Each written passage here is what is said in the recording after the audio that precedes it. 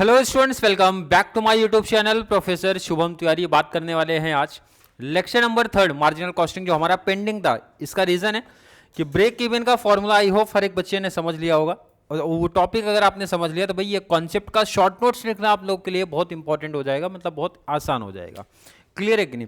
और मैं वैसे मैंने बोला था भाई मार्जिनल कॉस्टिंग के 3 से 4 ही क्वेश्चन आईएमपी है शॉर्ट नोट्स के पॉइंट ऑफ व्यू से, जिसमें से एक क्वेश्चन है हमारा आज का ब्रेक इवन एनालिसिस करके आएगा, ब्रेक इवन चार्ट करके आता है, ब्रेक इवन सेल्स करके आएगा। मतलब कुछ भी आया तो भाई कॉन्सेप्ट आपको इसी तरीके से प्रेजेंटेशन एक्सप्लेन करना है।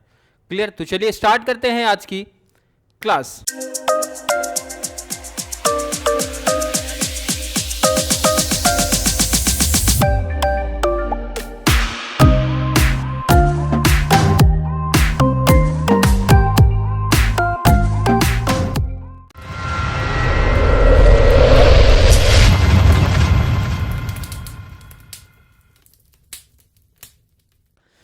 फर्स्ट हमारा क्या है, ब्रेक इवन। ऑलरेडी आपने इकोनॉमिक्स में पढ़ा होगा। ब्रेक इवन का मतलब होता है सर एक ऐसा पॉइंट जहां पे हमारा नो प्रॉफिट नो लॉस का कॉन्सेप्ट बनता है। मतलब ना प्रॉफिट होगा ना ही लॉस, इसका मतलब नील आएगा, जीरो आएगा। इसका मतलब मैं ये इन शॉर्ट बोल सकता हूं sir, total sale equal to total cost. Clear है कि नहीं? अगर आपने फॉर्मेट पढ़ा होगा, सेल में से वेरिएबल कॉस्ट माइनस करते तो हमें मिलेगा कंट्रीब्यूशन। ये बेसिकली फॉर्मेट हमने स्टार्ट से किया था भाई, सेल में से वेरिएबल कॉस्ट माइनस किया तो कंट्रीब्यूशन, कंट्रीब्यूशन से फिक्स कॉस्ट माइनस किया तो प्रॉफिट। हमारा इस टॉपिक में दो कॉस्ट निकल के आती है, variable cost and marginal cost. अगर सेल में से दोनों कॉस्ट को माइनस करूँ तो प्रॉफिट हमारा नील आना चाहिए। जैसे यहाँ पे एक एग्जाम्पल मैंने रखा है, सामने आपके दिख रहा है। क्लियर है कि नहीं? सामने आपके दिख रहा है। तो ये यहाँ पे देखो आपका नील आया, प्रॉफिट क्या आ रहा है बच्चा? नील। तो यहाँ पे ये जो 2000 यूनिट आपका दिख रहा है, ये जो आपका यूनिट है, तो मैं इसको बोल सकता हूँ इस यूनिट पे ब्रेक इवन पॉइंट हमारा क्रिएट हो रहा है। अगर मैं सेल को एक्सप्लेन करूंगा तो बोलूंगा 3,20,000 रुपीज़ का अगर मैं सेल करता हूँ तो उस केस पे हमारा ब्रेक इवन पॉइंट बनेगा, क्योंकि यहाँ पे प्रॉफिट हमारा क्या हो रहा है? जीरो। मतलब ना ही प्रॉफिट हो रहा है ना ही लॉस हो रहा है। क्लियर है? अभी एग्जाम्पल को और बेटर तरीके से समझेंगे। कॉन्सेप्ट एग्जाम में कैसे लिखना है, थोड़ा शॉर्ट एक्सप्लेन बताना है आपने को। यहाँ पे ब्रेक इवन एनालिसिस क्या होता है, आई होप हर एक बच्चों को समझा। इस ब्रेक इवन का मतलब सर एक ऐसा पॉइंट जहाँ पे नो प्रॉफिट नो लॉस का कॉन्सेप्ट बनेगा, या फिर मैं बोल सकता हूँ total sale equal to total cost. Clear है? इसको दो तरीके से हम लोग सॉल्व करते हैं, एक तो होता है अलजेब्रिक या फिर दूसरा होता है ग्राफिकल। ग्राफिकल बोले तो ग्राफिकल रिप्रेजेंटेशन होता है, ग्राफ से शो करते हैं। अलजेब्रिक बोले तो जो हम लोग ने अभी तक फॉर्मूला सीखा है ब्रेक इवन पॉइंट का। ब्रेक इवन पॉइंट का आपके सिलेबस में 3 फॉर्मूला दिया गया है, 3 में से बेसिकली यूज प्रैक्टिकल सब में 2 ही हमारा होता है। ब्रेक इवन पॉइंट अगर यूनिट फॉर्म में पूछ रहा है, अगर हमें यूनिट चाहिए, जैसे इस 2000 यूनिट की मैं बात कर रहा हूं, अगर मैं यूनिट में दिखा रहा हूं तो फॉर्मूला हमारा होता है फिक्स कॉस्ट अपॉन में कंट्रीब्यूशन पर यूनिट। ये चीज आपने पहले ही प्रैक्टिस किया, तो क्योंकि मैंने सम प्रैक्टिकल पहले करा दिए थे तो आपको याद होगा फिक्स कॉस्ट अपॉन में कंट्रीब्यूशन पर यूनिट। तो ये हमें मिलता है break even point unit form में। सेकंड, अगर रुपीज में चाहिए, रुपीज मतलब ये जैसे 3,20,000 निकालना है तो फॉर्मूला अप्लाई होगा fix cost divide by PB ratio. Clear है? पीबी रेशियो कैसे फाइंड आउट होता है, ऑलरेडी सेकंड क्लास में हमने उसकी बातें किया है।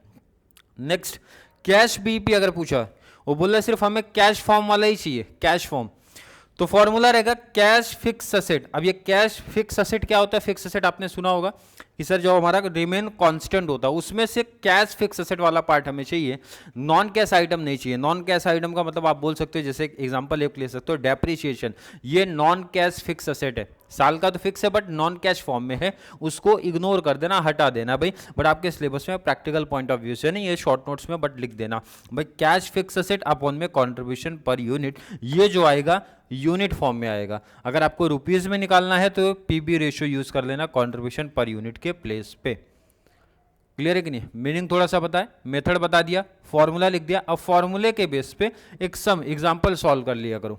एग्जांपल लिखना है भाई, सेल्स 10,000 यूनिट है, at the rate of 20 per unit है, variable cost at the rate of 10 per unit है, फिक्स कॉस्ट 80,000 है। तो आप बता दो बीपी यूनिट कितना आएगा, बीपी रुपीस कितना आएगा।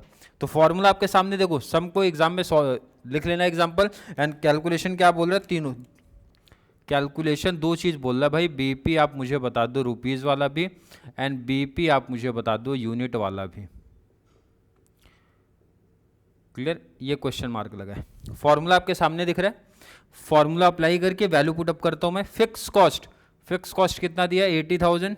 तो मैंने यहाँ पे फॉर्मूला अप्लाई करके लिख दिया 80,000 divide by contribution per unit. तो कंट्रीब्यूशन हमें फाइंड आउट करना होता है, फॉर्मेट आपके सामने यहाँ पे दिख रहा है भाई। सेल्स कितना देखे, सेल्स कितना दिया 20 पर यूनिट, वेरिएबल कॉस्ट कितना दिया 10 पर यूनिट, तो कंट्रीब्यूशन कितना आएगा, माइनस करते हैं तो 20 में से 10 गया तो कितना आ जाएगा 10 पर यूनिट, और इसको डिवाइड कर देंगे तो कितना आंसर आएगा 8,000। ये जो आपका आता है ये आपको मिलेगा बच्चा यूनिट फॉर्म में।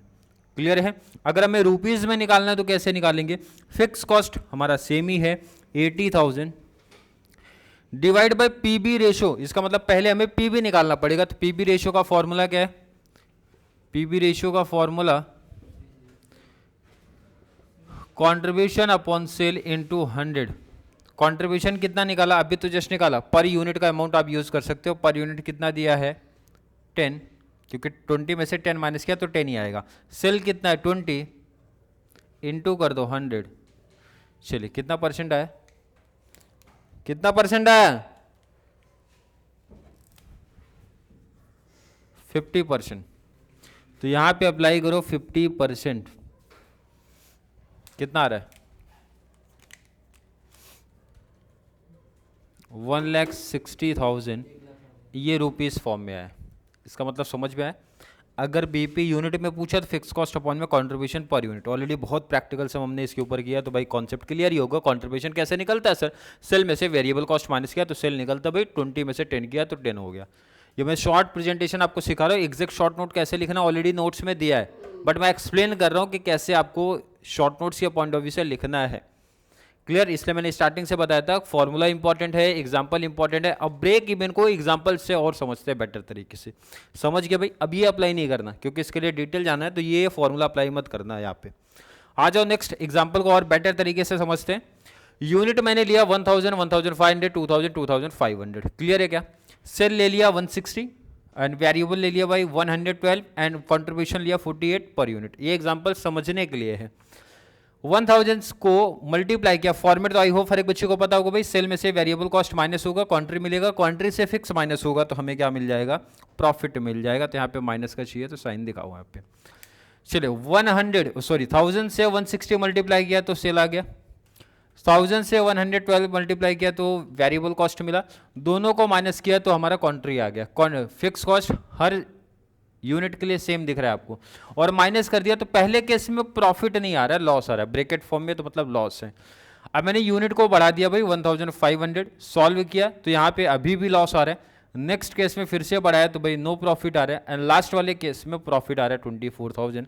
तो यहाँ पे मैं बोल सकता हूँ कि जो हमारा ब्रेक इवन है, ब्रेक इवन पॉइंट है यूनिट फॉर्म में कितना है, कितना है 2000। नेक्स्ट अगर ब्रेक इवन पॉइंट सेल्स पूछा जाए या फिर रुपीज़ वाले फॉर्म में पूछा जाए तो आंसर रहेगा 3,20,000। ये हमारा यूनिट फॉर्म में आंसर है, ये हमारा सेल्स में बोले तो रुपीज़ में आंसर है। ये समझाने के लिए टीचर को और खुद को भी सर ब्रेक इवन हम इसमें से कौन से पॉइंट को बोलेंगे तो इस पॉइंट को बोला जाए। क्लियर है। अब इसका डायग्राम प्रेजेंटेशन अपने को दिखाना है। डायग्राम में ध्यान रखना, डायग्राम में ध्यान रखना, ये हमारा फिक्स कॉस्ट है, ये हमारा एक्स एक्सिस होता है, ये वाई एक्सिस होता है। यहाँ पे सेल्स दिखा देना। क्लियर है कि नहीं, शॉर्ट बस एक्सप्लेन करो, ध्यान रखना। पहला जो स्ट्रेट लाइन जा रही है हमारी फिक्स कॉस्ट है, क्योंकि फिक्स कॉस्ट हर एक यूनिट वाले केस में कितना भी यूनिट आप बढ़ाते रहो हमारा क्या रहता है भाई, कांस्टेंट ही रहता है। तो फिक्स कॉस्ट देखो आपको सीधा ही दिख रहा है यहाँ पे। क्लियर है। वेरिएबल कॉस्ट चेंज होता है, आप देखोगे वेरिएबल कॉस्ट जैसे जैसे आपका यूनिट बढ़ रहा है भाई उसी के हिसाब से आपका वेरिएबल कॉस्ट भी इंक्रीमेंट आपको देखने मिल रहा है। क्लियर है कि नहीं। तो ये आप देखोगे भाई, ये आप अपवर्ड वाला लाइन में देख रहे हो। क्यों अपवर्ड है, क्योंकि जैसे जैसे आप क्या करोगे अपना इंक्रीमेंट करोगे यूनिट में तो उसी केस के जैसा मतलब वेरिएबल कॉस्ट पे इंक्रीमेंट आपको देखने मिलेगा। तो यहाँ पे देखो, और ये आपका सेल वाला पॉइंट है, ये आपका क्या दिख रहा है बच्चा, सेल वाला पॉइंट दिख रहा है। एंड ये लास्ट आपका ये टोटल कॉस्ट है। टोटल कॉस्ट का मतलब जहाँ पे वेरिएबल कॉस्ट भी है एंड हमारा फिक्स कॉस्ट भी है, दोनों को ऐड करके। अब ध्यान रखना यहाँ पे टोटल कॉस्ट दिख रहा है, और ये सेल वाला जहाँ पे इंटरसेक्ट किया, जैसे यहाँ पे देखो ये एग्जाम्पल इंटरसेक्ट यहाँ पे कर रहे हैं, तो यही हमारा ब्रेक इवन है, यही हमारा ब्रेक इवन है। मतलब यहाँ पे इक्वल हो गया है टोटल कॉस्ट एंड सेल हमारा। अब इसके आगे जितना भी केस जाएगा, आप देखोगे आप सेल वाली लाइन बढ़ रही है, ये सेल्स वाला लाइन दिख रहा है, ये बढ़ रहा है। और ये कॉस्ट हमारा धीरे धीरे कम हो रहा है, तो इसलिए ये जो पार्ट आपको देखने मिल रहा है ना, ये प्रॉफिट है। क्लियर है कि नहीं? क्योंकि सेल ज्यादा है, कॉस्ट हमारी कम हो रही है, टोटल कॉस्ट। और इसके नीचे जब आप देख रहे हो तो भाई सेल हमारा कम है, टोटल कॉस्ट हमारा ज्यादा है, तो ये जो लाइन आपको दिख रही है ये हमारी लॉस का पॉइंट है। क्लियर है? तो यहाँ पे ब्रेक इवन कौन सा है? ब्रेक इवन ये, जहां पे दोनों इंटरसेक्ट किया, मतलब दोनों जहां पे इक्वल हुए, वो हमारा ब्रेक इवन पॉइंट है। क्लियर है? इसी तरीके से प्रेजेंटेशन देना है।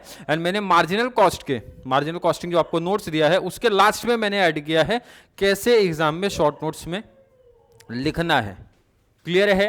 आई थिंक क्लियर होगा उन बच्चों का भी जिन्होंने ब्रेक इवन पहले से पढ़ा था, मतलब प्रैक्टिकल सम किया था, तो ये कॉन्सेप्ट इजी में समझ गया होगा। क्लियर? आई थिंक हर एक बच्चे का कॉन्सेप्ट यहाँ तक क्लियर होगा। फिर भी किसी बच्चे को आज की क्लास को लेके कोई भी डाउट, कोई भी कंफ्यूजन क्रिएट होता है तो जरूर नीचे कमेंट में ऐड कर दो, या फिर कॉन्सेप्ट क्लियर है, वीडियो आपको थोड़ी सी भी हेल्पफुल लग रही है तो वीडियो को ज़्यादा से ज़्यादा बीकॉम एंड बैफ वाले बच्चों को जरूर शेयर करें ताकि उनको इस चैनल से इसी तरीके से कंप्लीट बेनिफिट मिल सके। तो चलिए मिलेंगे अगली क्लास में, तब तक के लिए थैंक यू so much।